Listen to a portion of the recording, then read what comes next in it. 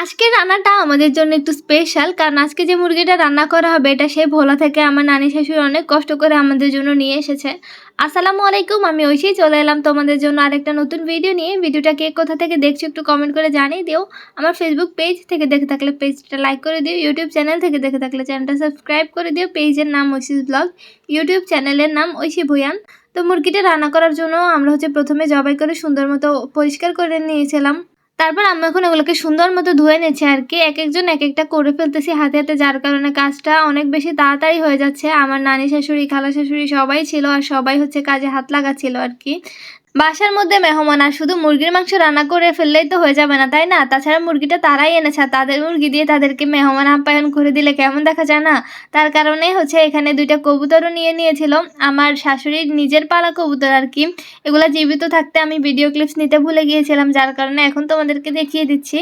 কবুতরগুলোকেও সুন্দর মতো জবাই করে তারপর কেটে নিয়েছে। কবুতরগুলো আমিই কেটেছি। আমি আসলে মুরগি কাটতে পারি না বলতে পারি, কিন্তু দেশি মুরগি তো অনেক বেশি শক্ত, যার কারণে আম্মু আমাকে আর দেয় নাই। ওগুলো আমার খালা শাশুড়ি কেটেছিল।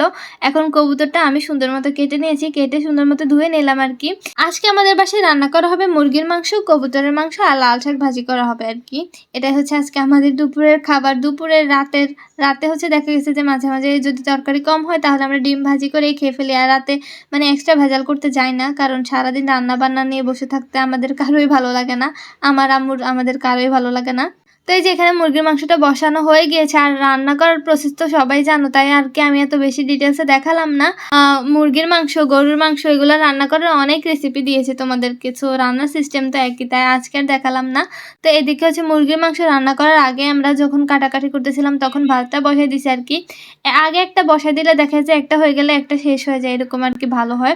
আচ্ছা, তো তারপর এখানে কবুতরের মাংসটা বসিয়ে দেওয়া হচ্ছে। এখানে প্রথমে মশলা দিয়ে দিয়েছে, আদা রসুন, তারপর এখানে জিরা বাটা, সব কিছু একসাথে করে যে মশলাটা বানিয়ে রেখেছে ওটা দিয়েছে। তারপর হলুদ মরিচ, তারপর লবণ, এগুলো দিয়ে সুন্দর মতো দিয়ে দিয়েছিল আর কি।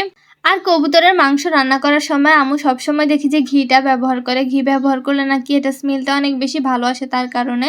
তো আমি ওটা তোমাদেরকে একটু করে দেখিয়ে দিচ্ছিলাম, তোমরাও চাইলে দিতে পারো কবুতর রান্না করার সময় ঘি। মাংস দিয়ে আবার কিছুক্ষণ কষানোর পর তেল উঠে যাওয়ার পর আবার পানি দিয়ে দিয়েছে আর কি মাংস ঝোলের জন্য।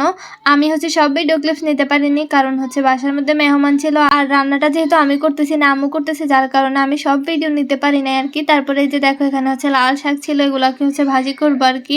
লাল শাকটা আমি ভাজি করেছিলাম। প্রথমে ভাপ দিয়ে নিয়েছি, তারপর ভাপ দিয়ে পানি যেগুলো বের হয়েছিল না ওগুলো টানিয়ে তারপর বাগার দিচ্ছি আর কি। এখন আমার বাবার বাসায় সবসময় দেখেছি যে একসাথে পেঁয়াজ মরিচ দিয়ে তারপর শাক দিয়ে ভাজি করে, বেশিরভাগ দেখেছি।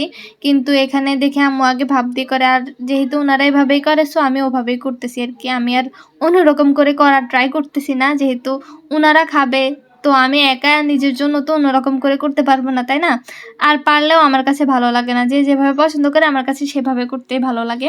তো এই তো আমাদের রান্নার আয়োজন এগুলাই। আজকের ভিডিওটা কেমন লেগেছে তোমরা অবশ্যই কমেন্ট করে জানিয়ে দিবা। আল্লাহ হাফিজ, দেখা হবে নতুন কোনো ভিডিওতে ইনশাআল্লাহ। আসসালামু আলাইকুম।